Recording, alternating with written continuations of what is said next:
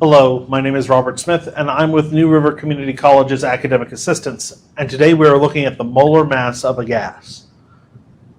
Our first problem here says there is a substance composed of 35% carbon and 65% chlorine by mass at 53 degrees Celsius, and at 0.120 liters of this substance exerts 7.1 atmospheres of pressure. If the mass is 0.12 liters of the substance was 3.82 grams, calculate the molecular formula of the compound. There is a lot of stuff that's going on here, but there are going to be 4 simple steps to getting the answer to this problem. The first is that we're going to create the empirical formula by using its molar relation. And to do that, we're going to have to look at what are the possible moles of carbon versus the moles of chlorine.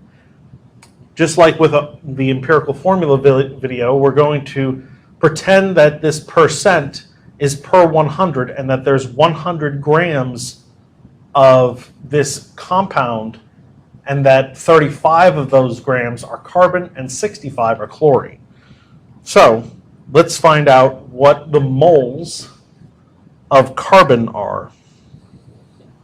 And to do that, we're going to take our 35 grams and divide it by the molar mass, or multiply it by 1 mole over the molar mass of carbon, which is 12.01. And when you do the calculation out, you find that there should be 2.91 moles. Then you find the number of moles of chlorine. There are 65 grams in our supposed compound of chlorine. And of those 65 grams, we multiply that by 1 mole over 35.45 grams. And we get 1.83 moles. Well, we need to figure out what the relation between moles of chlorine and moles of carbon are. So we're going to pretend for a second that our lower molar value is going to be 1. And we're going to divide the larger value by the lower value. So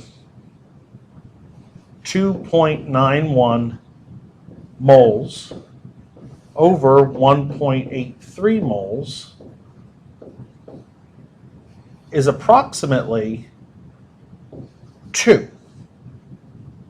So that tells us that the empirical formula for this compound is going to be C2Cl.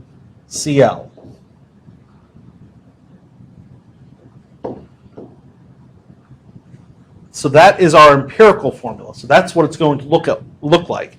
But in the end, after we've done all the calculations out, we'll have a better understanding of what proportions, other than what is presented in the empirical formula, are actually represented in the molecular formula.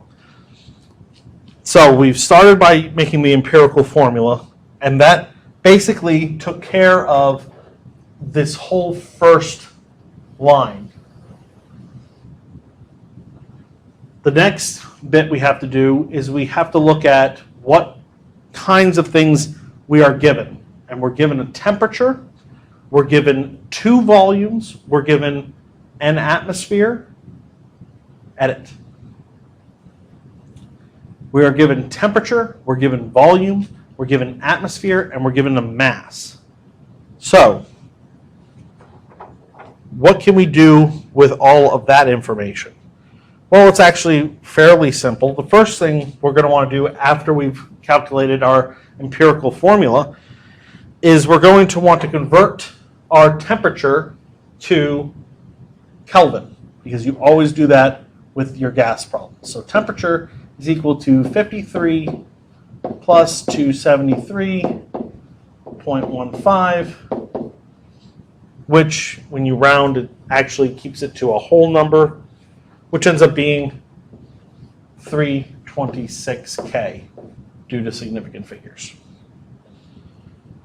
So now that we've converted our temperature over and we have our empirical formula, the next thing we'll want to do is look at what our given values are, which are, again, we have pressure, we have volume, we have temperature.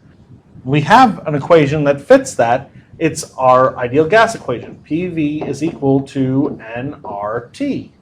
Well, if we divide both sides by R and T, then we can solve for moles, making our new equation moles, or little n, is equal to pressure times volume over the gas constant times the temperature. If we plug in the values given, we see that pressure is 7.10 atmospheres times volume, which is 0.10,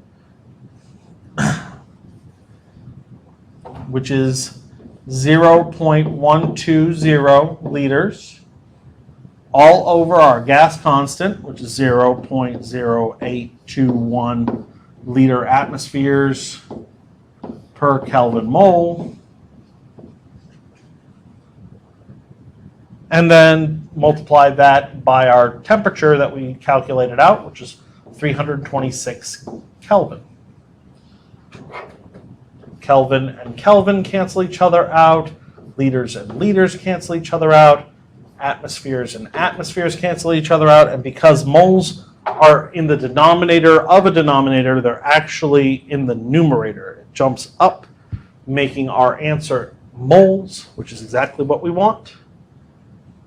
Which, when we do the calculation out, the arithmetic, we find that we get 0.0318 moles. So that's this part. Now we're going to find our molar mass. So we're going to take this value. And what is molar mass as a unit? It's simply grams per mole. Well, we are given grams in our problem, 3.82, and we now have moles. So we're going to simply take our 3.82 grams and divide by the calculated moles.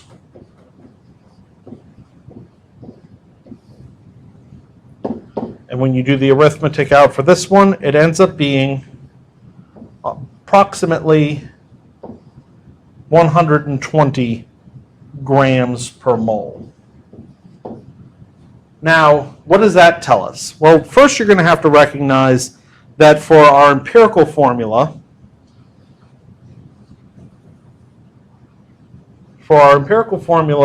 the mass would have been 2 times 12.01 grams per mole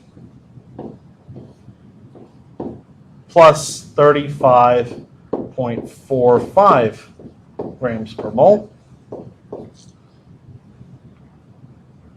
which is equal to 59.47 grams per mole. So we know how much our empirical formula weighs. We know how much our actual molar mass should be. So let's just take our calculated molar mass, 120 grams per mole, and divide it by the empirical molar mass, which is 59.47 grams per mole.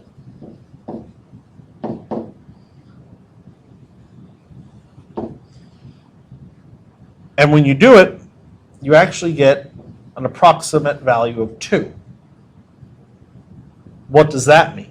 Well, that means that, and I'm going to put this over in the corner here, therefore, we can determine that you're just going to multiply your empirical formula by a factor of 2. So instead of 2 carbons, there are going to be 4, and instead of 1 chlorine, there's going to be 2. So our molecular formula is actually C4Cl2. And that's how you do that problem. Our next problem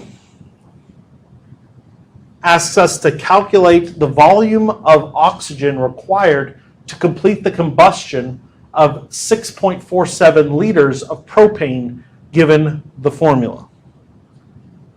Well, according to Avogadro's law, moles and volume are directly related.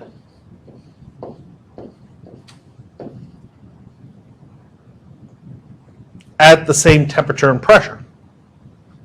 So we're simply going to take our volume and set it equal to the volume provided for the combustion of the propane. So the volume of the propane, 6.47 liters, and multiply it by the molar relation between the propane and the oxygen, which, if you look at the equation, there are 5 moles of O2 for every 1 mole of C3H8, which is propane.